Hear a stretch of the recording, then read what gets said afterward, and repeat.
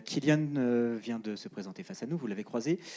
Il a paru très souriant, très détendu. Est-ce que depuis que sa situation personnelle a changé, vous sentez aussi un nouveau Kylian au quotidien avec vous? Merci. Non, c'est toujours le même. Sincèrement. Et ceux qui sont autour de lui, je ne verrais pas pourquoi ça changerait. C'est vrai que, du moins en interne, ça a été une sacrée annonce. Personne s'y attendait. Donc, forcément, ça a modifié notre état d'esprit au quotidien. Voilà. Mais je comprends que pour la sphère médiatique, vous en parlez, vous continuerez à en parler. Bon, maintenant, vous devrez trouver d'autres sujets certainement, mais voilà, c'est officialisé. Au cas où, s'il y en a qui pouvaient avoir des doutes.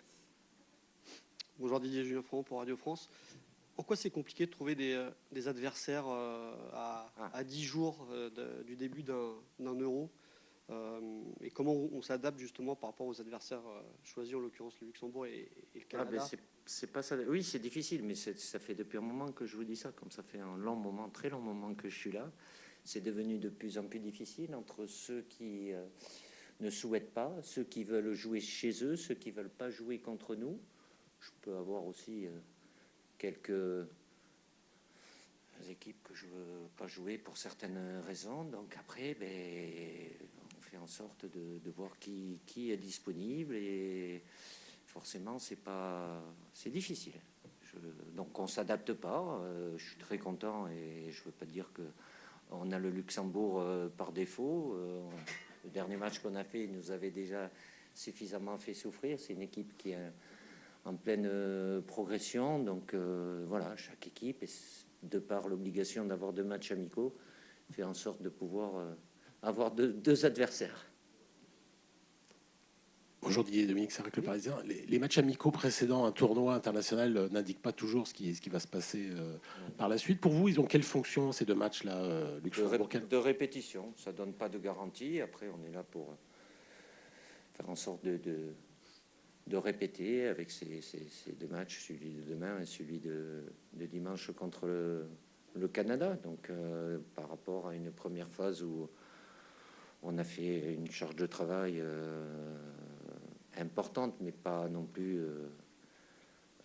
démesurée, ça a été calculé. Et le fait d'être après chaque équipe, par rapport à son premier match, chaque sélectionneur avait, voilà, de faire. Il y en a qui ont déjà joué des matchs amicaux hier. On rentre pas tous en même temps dans la compétition. Et puis après, ça revient à la question à laquelle j'ai répondu avant, la disponibilité des uns et des autres. Mais à travers les 2 matchs, oui, de répéter avec l'ensemble du groupe, ce qui est le cas aujourd'hui, même si tous ne seront pas disponibles pour le match de demain. Bonjour Didier. Oui. Thomas Holzer pour l'essentiel, la presse luxembourgeoise. Vous avez évoqué le Luxembourg à l'instant. Il y a quelques années, on n'aurait jamais pu imaginer la France jouer un match de préparation contre le Luxembourg, parce que le Luxembourg était considéré comme un tout petit pays qu'on jouait en qualification. Désormais, c'est le cas. Quel regard vous portez justement sur la progression de cette équipe et sur le fait aujourd'hui justement qu'elle joue contre l'équipe de France pour aider la France à se préparer? C'est important. Je ne pense pas qu'ils vont nous aider, ils vont surtout chercher à nous créer des problèmes. Bon, après, on a eu à s'en rencontrer en compétition, bien évidemment. Après, je connais le sélectionneur qui est là depuis un bon moment, Luc Holtz, donc avec qui on a eu l'occasion d'échanger plusieurs fois. Voilà, c'est un plaisir pour eux et pour nous aussi. C'est Luxembourg, il s'est pas agrandi, mais ils ont le mérite, même s'il y a un bon noyau dur de joueurs qui ont une bonne expérience. Après, il y a des plus jeunes aussi. Ils sont pas les mêmes. Mon collègue Luc n'a pas les mêmes problématiques que je peux avoir, mais toujours suffisamment de respect et voir. Bon, malheureusement, ça s'est pas mal passé pour eux avec ce dernier match de barrage, mais évidemment, de par ne serait-ce que le dernier match qu'on avait fait, c'était en 2016, avant la Coupe du Monde. Avant la Coupe du Monde. Donc voilà, donc non, bravo.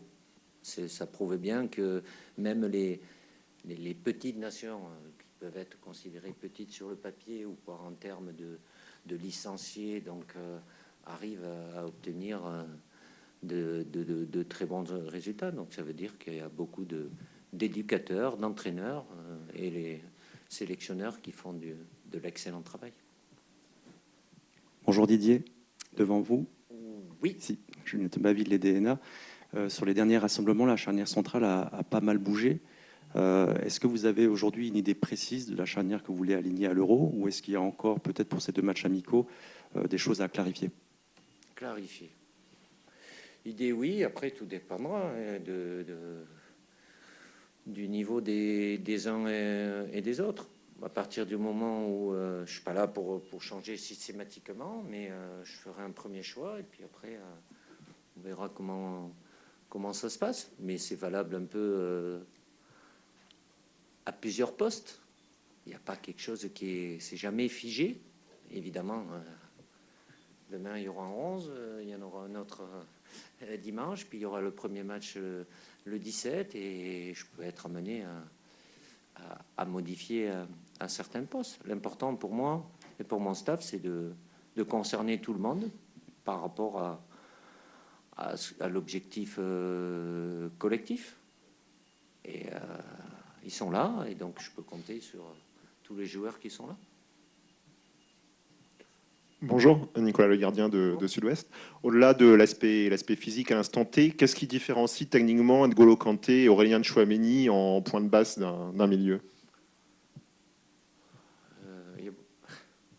C'est physique.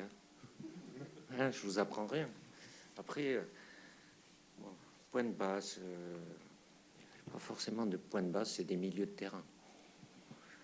Dans les 7 qui sont là, même s'il y a Antoine qui est milieu de terrain, mais dans un autre registre, après les autres, ils peuvent être complémentaires. Puis aujourd'hui, c'est pas que point de basse, et puis les autres, voilà, c'est une complémentarité. Évidemment, pour répondre un peu plus précisément, Aurélien, c'est pas du tout le même gabarit. NJ, ils ont la capacité à gratter des ballons, beaucoup. Après, la possibilité aussi dans la qualité de passe. Aurélien un peu plus, mais c'est pas en reprenant le positionnement de point de basse. L'apport offensif, il est beaucoup moins important de la part dans ce positionnement. C'est vrai que dans le jeu de tête, Aurélien est quand même supérieur, je pense, défensivement et offensivement. Mais ils peuvent très bien jouer ensemble aussi. Pas demain, ni dimanche. Bonjour Didier, Loïc Tanzi pour l'équipe. Oui. Vous avez retrouvé les Milanais et les Madrilènes. Dans quel état physique sont-ils et combien de temps il va leur falloir pour prétendre débuter un match? Débuter.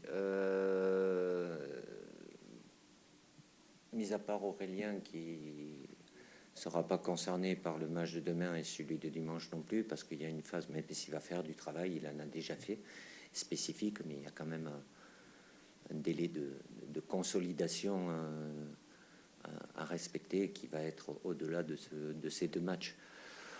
Les autres, ça va, c'est pas la même situation. Que ce soit Olivier et Théo, on fait 45 minutes là-bas à l'autre bout du monde en faisant 2 fois 22 heures ou 24 heures d'avion. Bon, ils sont arrivés samedi. Il y a de la fatigue, c'est pas la même que Ferland et Kama qui eux ont joué samedi. Et le dernier grand match de la saison avec cette finale de Ligue des Champions, donc et avec dimanche et lundi où il n'y a pas eu d'activité. Donc c'est pour ça que les Milanais, les deux, Théo et Olivier, seront concernés par la séance. Kama et Ferland ne participeront pas à la séance aujourd'hui, comme d'ailleurs Adrien Rabiot pour le protéger un petit peu, ressenti musculaire, rien de grave. Et vous le verrez pas non plus, donc N'Golo ne sera pas là aussi dans la séance pour raison personnelle. Mais ils seront là il sera là demain. Et après, j'attendrai demain pour savoir exactement qui je peux utiliser ou pas.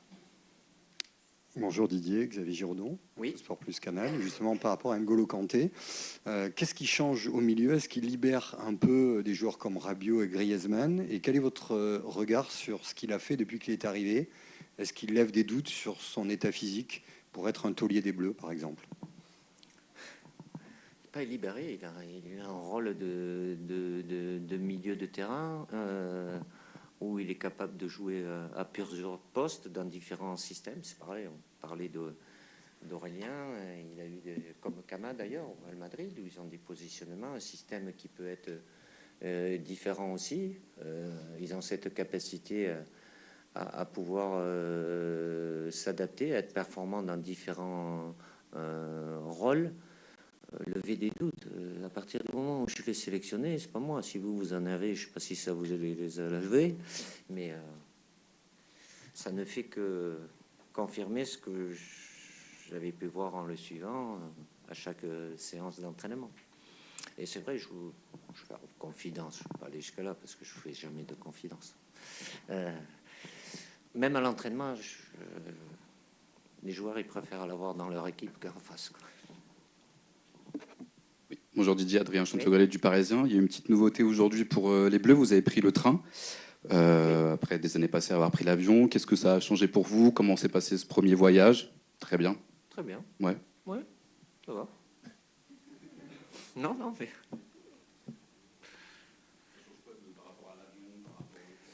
Ben, on n'est pas dans les airs. Donc on est dans des... On peut téléphoner. Hein? On peut téléphoner, on est dans des wagons, voilà, il y a des arrêts, on s'est arrêté plusieurs fois, on a une amplitude horaire qui est un peu différente, voilà, donc, mais bon, rien de bien méchant, même si j'ai dû décaler le déjeuner d'une bonne demi-heure, mais bon, en veille de match, c'est jamais évident, mais bon, voilà, c'est à partir du moment où c'était décidé par le président de la fédération, Philippe Diallo. Donc voilà, on l'a fait sans souci. On a donné beaucoup de plaisir aux gens qu'on a pu rencontrer, qu'on n'a pas forcément l'habitude de croiser. Merci. Merci. Donc l'entrée